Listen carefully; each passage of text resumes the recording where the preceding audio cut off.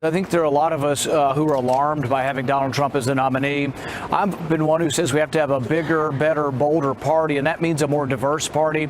And I think Donald Trump will make us the sort of the lily white party, which is not going to win any elections, frankly. And I worry about him scaring people away based on sort of ethnic generalities, which I don't think are good for our party or good for the country.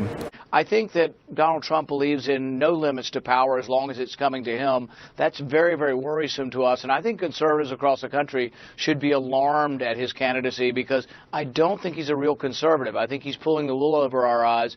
And I think we'll be very sorry that he'll be the consummate deal maker, and he'll be worse than anything we've got in Washington. You just wait. You know, it's sort of silly season anytime Donald Trump opens his mouth. But I would say that something that's very important for Republicans is that he's not a real conservative. I really don't think he's added much of substance. I don't think he's really a conservative.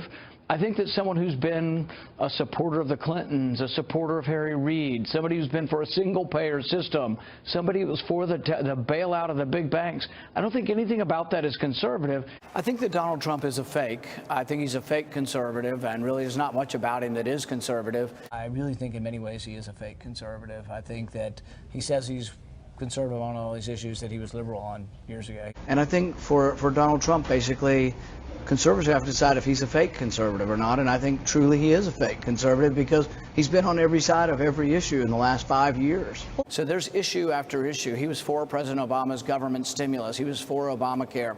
So I think he's been against conservatives on every issue of the decade, and yet now he wants us to believe that he's changed his opinion on everything. That's a little unusual for an adult to be now against everything that we're for. So I'm going to keep pointing out that he is a fake conservative, and he's going to have to sort of convince people that he's sincere. Sometimes narcissists have delusions, and I think he's almost to the point of being delusional about his own power. If we're talking about who's a spoiled brat or not, my kids all work minimum wage jobs.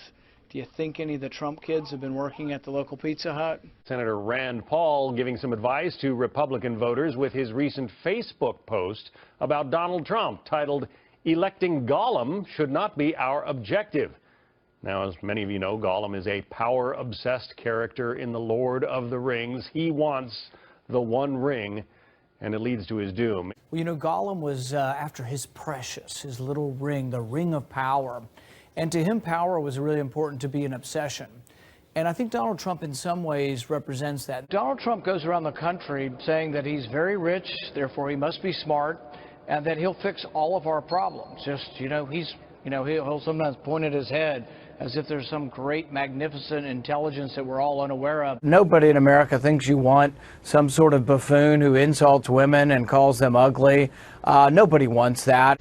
I think people are going to have to decide whether they want someone who can say, well, she's fat, yeah, and I'm so good looking, or she's stupid, or I'm rich and I'm smart because I'm rich.